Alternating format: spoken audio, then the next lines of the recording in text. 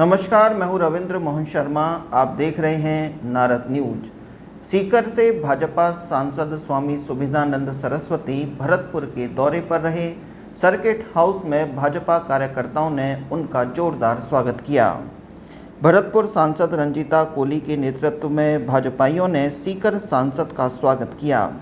सीकर सांसद स्वामी सुविधानंद सरस्वती ने भरतपुर सांसद से काफ़ी देर तक राजनीतिक चर्चा की। भाजपा पदाधिकारियों व कार्यकर्ताओं से भी जिले की राजनीति को लेकर उन्होंने चर्चाएं की। एक कार्यक्रम में भाग लेने के लिए सांसद सुविधानंद सरस्वती भरतपुर पहुंचे हैं।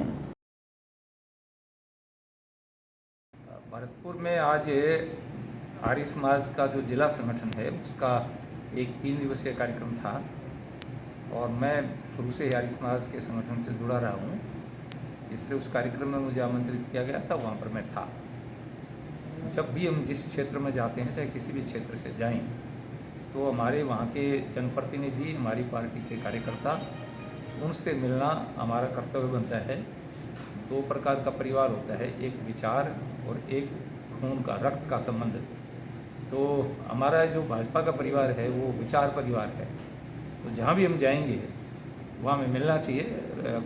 पारिवारिक जो संबंध होते हैं, रक्त के संबंध, वो टूट सकते हैं, लेकिन विचार कभी टूटता नहीं है। इसलिए मेरा ये कर्तव्य बनता है, मैंने हमारी सांसद महोदया से कहा कि भाई मैं आ रहा हूँ और आपसे बैठेंगे, बातचीत करेंगे। और आपने सभी साथियों को आमंत्रित किया, अच्छा लगा। हम आज अपने परिवार के बीच में बैठे हैं और यहाँ का संगठन अच्छा काम कर रहा है, सभी साथी आए हैं।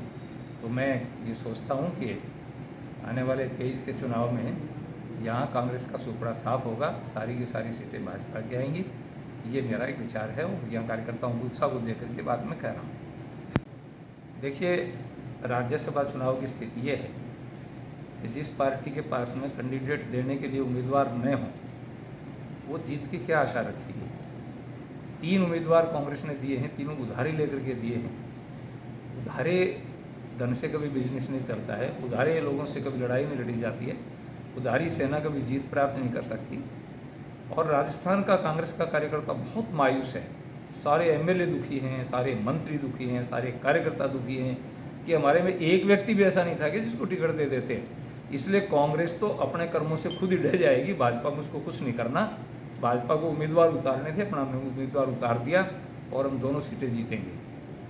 नहीं, बीजेपी का आरोप, कांग्रेस ने आरोप लगाया है कि खरीद फरोख्त के लिए एक बिजनेसमैन को निर्दलीय के रूप में उतारा है। वही कहावत है, खिसियानी बिल्ली खंबा नोचे। इन्होंने ऐसे कर्म किए हैं कि अभी खंबे नोच रहे हैं और ये भाजपा पर आरोप लगा रहे हैं। जब सचिन पायलट इनके एमएलएज को लेकर के दिल्ली बैठा रहा तो भाजपा लेके गई थी क्या?